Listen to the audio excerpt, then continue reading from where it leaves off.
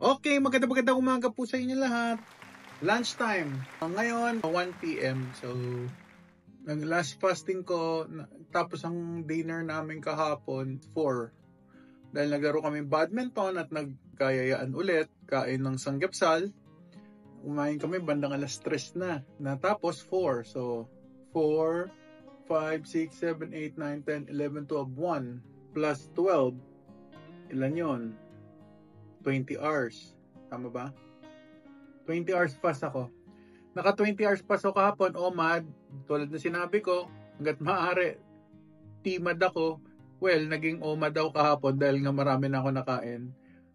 Isang bagsaka nung nagsanggapsal kami yesterday pagkatapos ng badminton. So ngayon, ang meal today is egg ulit. Siyempre, my favorite. Sabi ng iba, hindi naman din okay mag-egg, pero para sa akin mas gusto ko egg, mas madali, mas busog, mas matagal sa tiyan, at para sa akin ito na yung magiging multivitamins and minerals ko dahil kumpleto yung egg. I-search nyo kung ano mga nutrition na makukuha nyo dyan. Tapos ito meron ako ditong pata, kapatid pa yun ng patang last time, pero bagong set na luto na yan. Ang nilagay ko lang dito, binoil ko lang to, yan o. Yan yung may konting fat to. So ito yung meat niya. Binoil ko lang to sa salt. Wala na akong ibang nilagay. Salt lang. Kung kakainin nyo, per se na ganito, masasabi nyo carnivore yan. Egg, tapos tapos itong pork. Carnivore yon. Pero dahil ako'y naglagay ng dito sa soup, yung pinagkuluan, ito yung pinagkuluan naglagay ako asin dyan. So, ang nilagay ko dito, naglagay ako, nung luto na, nilagay ko sa plato, naglagay ako ng taba ng talangka. Alam mo yun? Taba ng talangka, nilagay ko dito. Yan, kaya naging yellowish yung color. Yan, taba ng talangka yan. Hanap na lang kayo ng magandang supply ng taba ng talangka yung papasok sa low carb, carnivore, ketovore na klase ng talangka. So, naglagay ako ng talangka at saka pinigaan ko ng napakaliit na lemon yung mismong ibabaw ng pork. Para lang medyo maiba ng konti yung flavor. Pero kung as is lang ninyo kakainin, kung itong pork lang, ano na yan? Carnivore na yan. Anong level ng carnivore? Yung carnivore na karne lang, na plain, na boiled. Boiled lang to Wala akong iba nilagay kundi salt. No, wala rin pepper yan. Normally, ganyan na ako kumain. Nagagawa ko naman kumain ng ganito. Pero dahil nga kapag ka-share ko si mother ko, minsan naglalagay akong konting cocoa aminos, yung mga ganun ba? Para maiba. Para kasi syempre, siya 1 year pa lang akin easy na yung ganito, hindi na hard mode sa akin kainin yan. Pero kung bago po kayo sa low carb, hard mode po to. Hard mode kasi syempre sanay kayo may mga sarsa, may mga sinigang mix, yun na siguro yung pinakamadali para sa iba.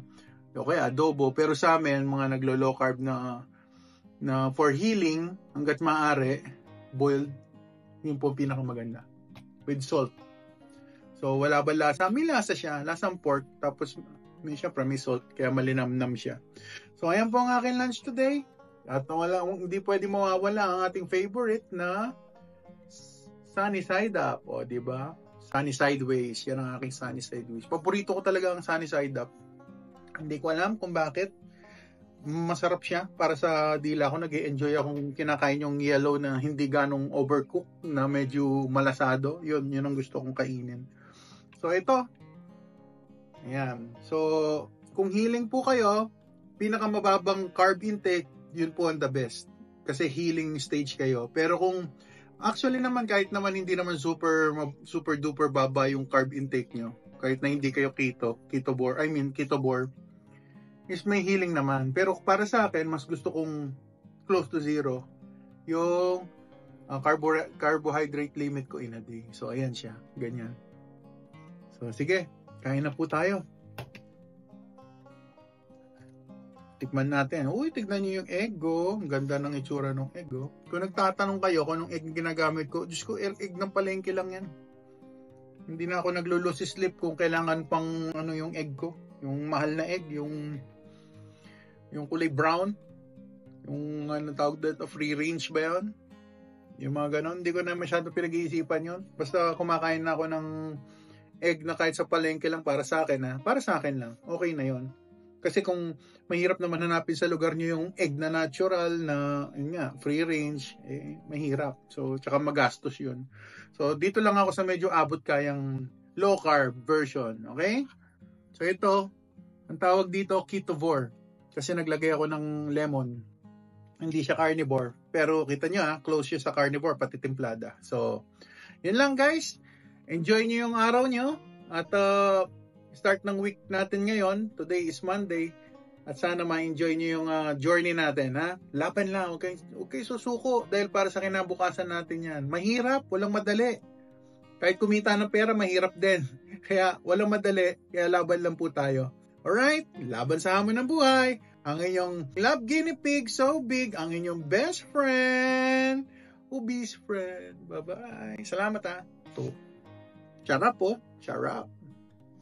Kain.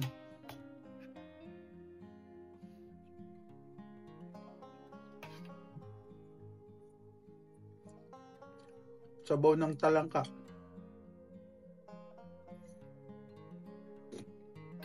Sarap. Yung taba. Na natin yung taba. Nanginginig-ginig po. Nanginginig-ginig pa yung taba ng talangka.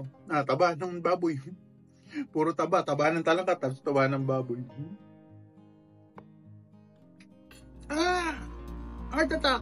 Bye-bye! Ingat.